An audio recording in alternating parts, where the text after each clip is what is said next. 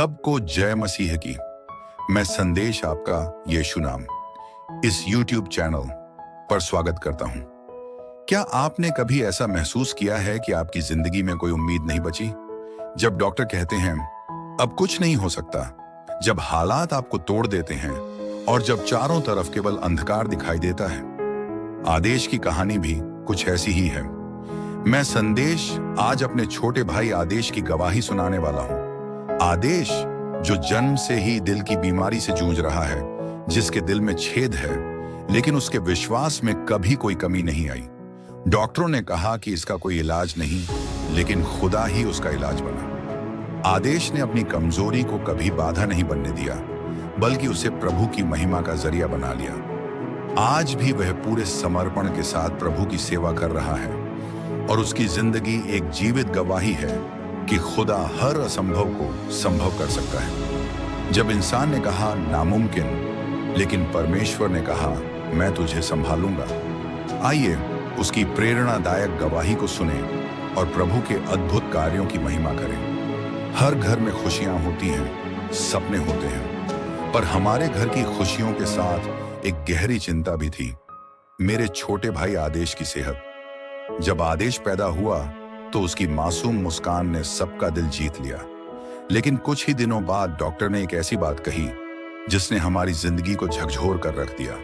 आदेश के दिल में छेद है। वो पल आज भी याद करूं तो रूह कांप जाती है। माँ बाबा का चेहरा सफेद पड़ गया था। माँ ने आदेश को सीने से लगा लिया, जैसे वो उसे अपनी गोद में छुपाकर उसकी बीमारी को रोक देगी। बाबा एक कोने में खड़े थे। उनकी आंखें भीग गई थीं, लेकिन उन्होंने आंसू नहीं गिरने दिए, क्योंकि वो परिवार का सहारा थे। आदेश बड़ा होने लगा, पर उसके साथ उसकी बीमारी भी बड़ी होती गई। जब दूसरे बच्चे दौड़ते, खेलते, हंसते, तब आदेश एक एक कदम संभल कर रखता। उसकी सांसें कई बार तेज हो जाती। हम डर जाते, खुदा कहीं आज कुछ बुरा ना हो जाए। लेकिन आदेश ने हार नहीं मानी। उसका भरोसा किसी इंसान पर नहीं, बल्कि परमेश्वर पर था।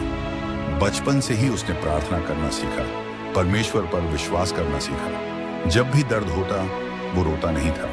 वो घुटनों पर बैठकर परमेश्वर से बात करता था। आदेश की प्रार्थना कोई बड़ी या विशेष शब्दों से भरी हुई नहीं थी। वह टूटा हुआ, हताश और दर्द में था। इसलिए उसकी प्रार्थना एक बच्चे की तरह सीधी और सच्ची होती थी। जब वह अकेला होता तो वह अपने दिल की हर बात यीशु से कहता। रात को सोने से पहले वह तकिए पर सिर रखकर सोचता और कहता, प्रभु अगर तू सच में मुझे प्यार करता है तो मुझे बचा ले।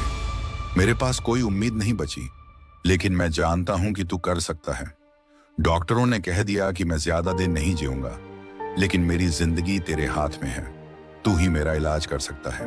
कभी कभी वह बस अपनी आंखें बंद कर लेता, अपने दिल पर हाथ रखता और धीमे धीमे कहता, यीशु मुझे संभाल ले, मैं तुझसे बहुत प्यार करता हूं, मुझे अकेला मत छोड़।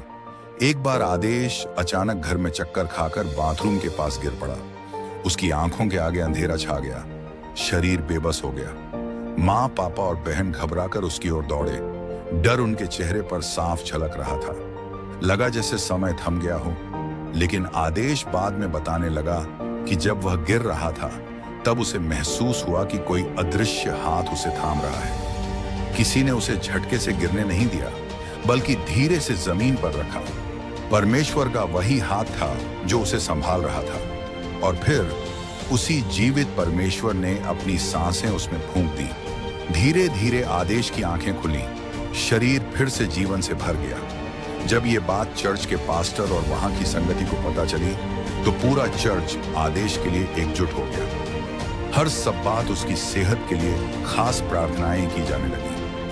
चर्च के हर कोने में उसके लिए दुआएं गूंजने लगी। सभी ने मिलकर उपवास रखा, प्रार्थना की और खुदा पर भरोसा रखा। वहां हर कोई आदेश के लिए आंखें बंद कर, हाथ उठाकर रो रो कर प्रार्थना करता था।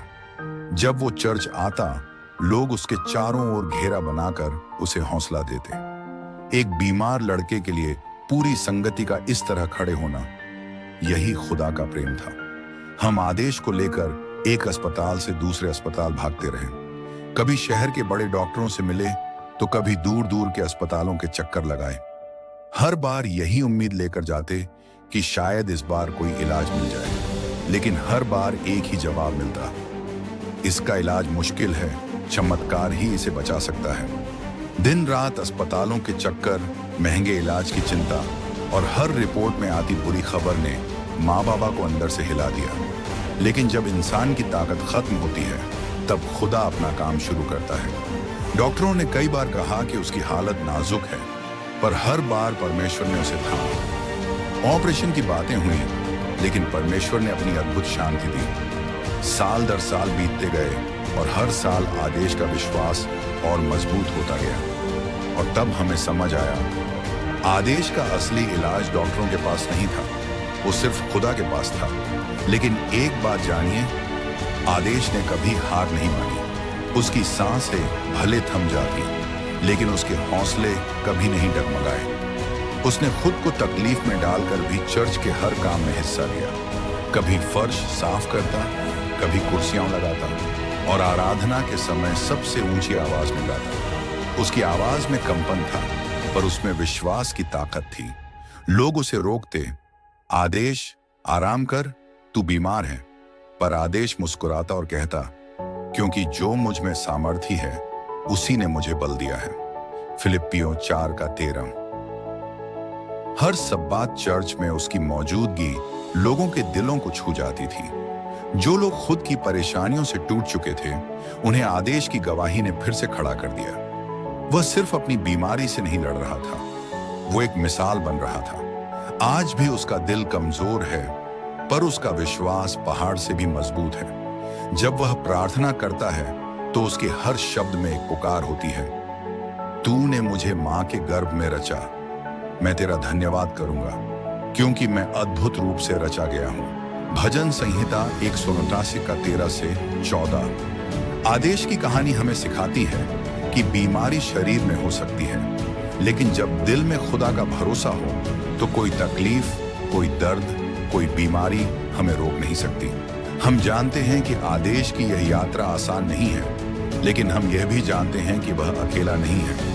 पूरा चर्च, पास्टर और हम सब उसकी ताकत हैं। और सबसे बड़ी बात, खुदा उसकी ढाल है। आज मैं आप सबसे यही कहता हूं, जब भी आप प्रार्थना करें, आदेश को अपनी दुआओं में याद रखें। उसकी कहानी हमें सिखाती है कि खुदा की महिमा उसके चमत्कारों में नहीं, बल्कि उन कमजोर दिलों में है, जिन्हें वह अपनी ताकत से भर देता है। आइए हम सब एक साथ आदेश और उसकी जिंदगी के लिए प्रार्थना करें। हे प्रभु, जैसा तूने अब तक आदेश का साथ दिया है, वैसे ही उसकी हर सांस को अपनी महिमा से भरते रहना। उसके जीवन को एक गवाही बना देना, ताकि जब लोग उसे देखें तो तेरी शक्ति और प्रेम को महसूस करें। आमीन। ऐसे ही प्रभु की महिमा करने के लिए हमारे यीशु नाम YouTube चैनल को सब्सक्राइब करें। प्रभु आपको आशीषित करें।